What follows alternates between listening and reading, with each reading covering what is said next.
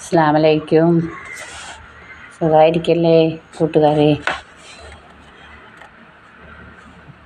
ഞാൻ എൻ്റെ പേരക്കുട്ടികളൊന്ന് കാണണമെന്ന് വിചാരിച്ച് ഇങ്ങനെ ചിന്തിച്ചിരിക്കുകയാണ്. അവരെ കണ്ടിട്ട് കുറേ നാളായി.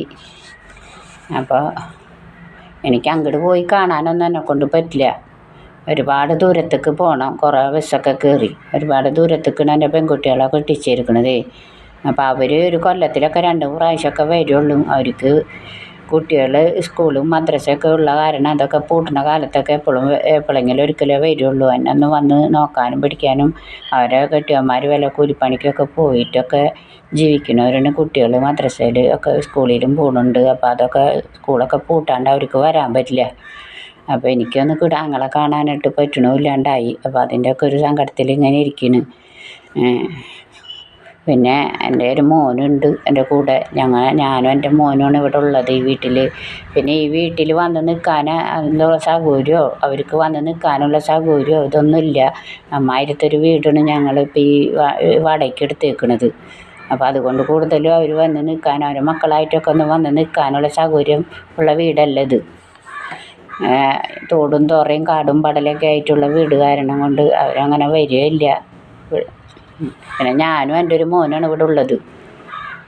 അവന് ജനിച്ച കാലം മുഴുവൻ അവനക്ക് വയ്യായകളും കാര്യങ്ങളും ന്യൂമോണിയ ഒരു പനിയൊക്കെ പിടിച്ച് ബ്ലഡൊക്കെ കയറ്റി തൃശ്ശൂർ മെഡിക്കൽ കോളേജിലൊക്കെ കൊണ്ട് നടന്ന് അവിടെ നിന്ന് രക്ഷപ്പെടുത്തി വന്ന് അതിനുശേഷം ജൂബിലി 2-3 പ്രാവശ്യം കിടന്ന് അങ്ങനെ ഒരുപാട് ബുദ്ധിമുട്ടുകളൊക്കെ അനുഭവിച്ചിട്ടാണ് കിട്ടിയതാണ് ഇതായതാണ് അവന്. കണ്ടമാനം രൂപകൾ ചിലവായിട്ടാണ് അവനക്ക്. ഇപ്പോഴും അവനക്ക് നീർന്ന് നിൽക്കാനുള്ള ഇത് ശരിക്കില്ല. അത്രക്കും ഇതാണ് വയ്യായകളാണ്. അങ്ങനത്തെ ഉള്ള ആൾ പണിക്ക് എന്തെങ്കിലും വല്ലപ്പോഴും ഒരു പണിക്കൊക്കെ പോയിട്ടാണ് ഞങ്ങളുടെ കുടുംബങ്ങൾ ഇങ്ങനെ ജീവിച്ച് പോണത്. വാടക കൊടുക്കണം, എൻ്റെ മരുന്ന് ചിലവ് കാര്യങ്ങളൊക്കെ നടക്കണം. അപ്പോൾ അതുകൊണ്ടാണ് നിങ്ങളോടൊക്കെ ഞങ്ങളുടെ സങ്കടങ്ങൾ എപ്പോഴും വന്ന് പറയുന്നതൊക്കെ. പിന്നെ ഈ ഒരുപാട് കൊല്ലങ്ങളായി ഞാൻ ഈ മക്കളെ ആയിട്ട് കഷ്ടപ്പെട്ട് അലയിന്. എനിക്ക് 5 മക്കളെന്ന് പറഞ്ഞല്ലോ. അതിലൊക്കെ മൂത്തതൊക്കെ പെൺകുട്ടികളാണ്. അപ്പോൾ അവരായിട്ട് ഞാൻ കുറേ കഷ്ടപ്പെട്ടും ജോലിയൊക്കെ ചെയ്തും അങ്ങനെ ഒക്കെ ആയിട്ട് ജീവിച്ച് ഇപ്പോൾ പറ്റാണ്ട് വന്നപ്പോഴാണ് നിങ്ങളോട് കേരളത്തിലുള്ളവരോടൊക്കെ പറയുന്നത്.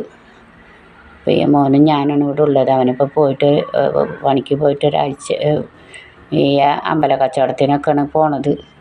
അപ്പോൾ അതിന് വല്ലവരെ കൂടെ പോയാൽ അവന് കുറച്ച് 3-4 ദിവസമൊക്കെ കഴിഞ്ഞിട്ടാണ് 5 ദിവസമായി ഒരാഴ്ചയൊക്കെ കഴിഞ്ഞിട്ടാണ് വരിക.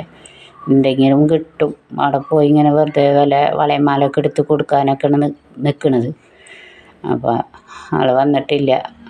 അത് കാരണം ഞാനിപ്പോൾ ഇവിടെ വയ്യാണ്ട് ഒറ്റക്കൊക്കെ ഇരിക്കുന്നു. 2-3 വീട് അപ്പുറത്തുള്ള ചേച്ചി വരും. ഞാൻ ചേച്ചീനെ വിളിക്കും. ഞാനിപ്പോൾ ഇന്നലെ ഡോക്ടറടുത്തൊക്കെ പോയതാണ്. പിന്നെ നമ്മളെ നോക്കാനും പിടിക്കാനും നമുക്ക് ബന്ധസ്വന്തവും ആൾക്കാരൊന്നുമില്ല. പാരമ്പര്യമായിട്ടും ഇങ്ങനെ പാവപ്പെട്ടവരാണ് ഞങ്ങൾ. അപ്പോൾ എൻ്റെ ചാനൽ എല്ലാവരും സപ്പോർട്ട് ചെയ്യുക, ഷെയർ ചെയ്യുക, സബ്സ്ക്രൈബ് ചെയ്യുക. എല്ലാവരും ഞങ്ങളൊക്കെ ഒന്ന് സഹായിക്കുക. ഒരുപാട് മരുന്നും കാര്യങ്ങളൊക്കെ ആയിട്ട് ജീവിക്കുന്നതാണ്. വലിയ രോഗമുള്ള ആളാണ്.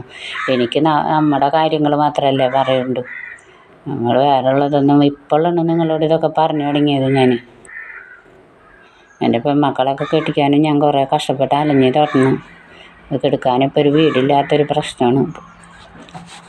അത് നിങ്ങൾ നല്ലവരായ നിങ്ങളൊക്കെ നിങ്ങളെ സപ്പോർട്ട് ചെയ്യുക. നിങ്ങളെല്ലാവരും നിങ്ങളുടെ സപ്പോർട്ടുകൾ എനിക്കുണ്ടാവണം. ഞങ്ങൾ അത്രക്കും കഷ്ടപ്പെട്ട് ജീവിച്ചവരാണ്. നിങ്ങളുടെ സപ്പോർട്ട് ഞങ്ങൾക്ക് എപ്പോഴും വേണം. സബ്സ്ക്രൈബ് ചെയ്യുക, ഷെയർ ചെയ്യുക, കമൻറ്റ് ചെയ്യുക. നിങ്ങളുടെ അഭിപ്രായങ്ങൾ എന്തുണ്ടെന്ന് വെച്ചാലൊക്കെ കമൻറ്റ് ചെയ്യണം.